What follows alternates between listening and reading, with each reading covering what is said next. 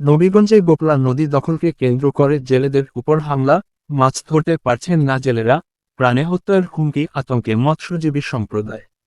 আমাদের সহকর্মী নবীগঞ্জ থেকে জানান, নবীগঞ্জ উপজেলার গজনাইপুর ইউনিয়নের শতক গ্রামের পাশে বয়ে যাওয়া গোপলা নদী এখন রক্তক্ষয়ী দখলযুদ্ধের প্রতীকে পরিণত হয়েছে।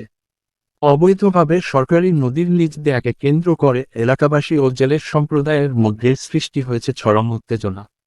নদীতে মাছ ধরতে গিয়ে জেলেদের উপর হামলা চালানো হয়েছে, লুট করা হয়েছে তাদের নৌকা, বাঁশ ও জালসহ মূল্যবান সরঞ্জাম। গত 16ই অক্টোবর সকালে এ ঘটনা ঘটে। স্থানীয় সূত্রে জানা যায়, নবীগঞ্জ উপজেলার শতক গ্রামের কয়েক হাজার গ্রামবাসী দেশীয় অস্ত্রশস্ত্র নিয়ে নদী দখল নিতে জেলেদের উপর হামলা চালায়। হঠাৎ এই হামলায় জেলেরা জীবন বাঁচাতে নদী ত্যাগ করে নিরাপদ স্থানে চলে যায়।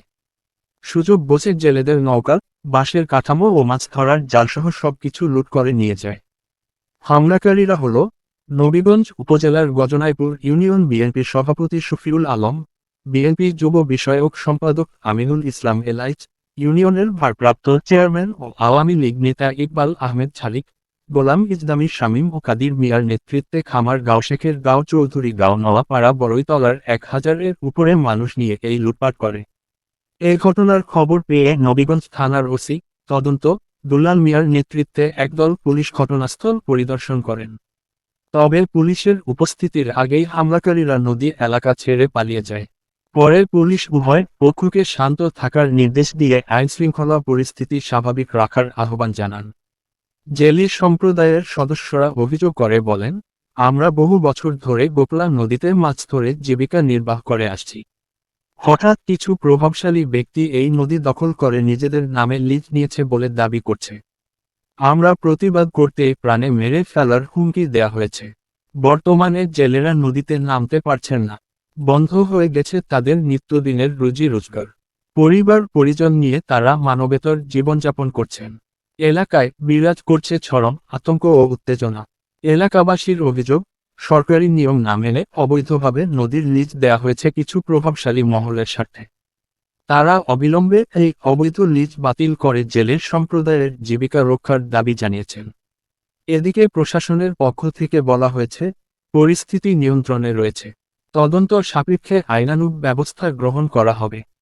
আমরা আর কোনো কিছু অঘটন ঘটার আগেই পুলিশ উপস্থিত থাকবো এই আশ্বাস দিয়েই আমরা বিদায় করে দিচ্ছি।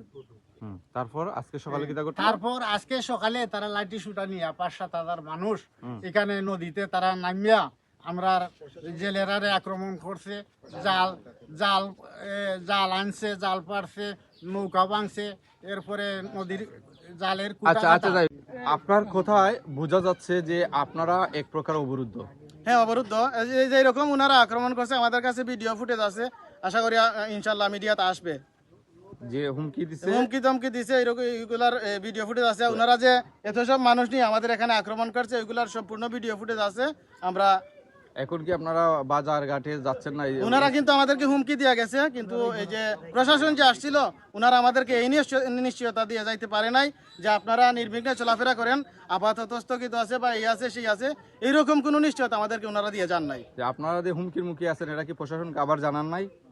প্রশাসনকে তো আমরা তো গতকালকেই জানাইছি, ওনারা তো স্পটেও ছিলেন, পরিস্থিতি তো ওনারা মানে প্রত্যক্ষদর্শী।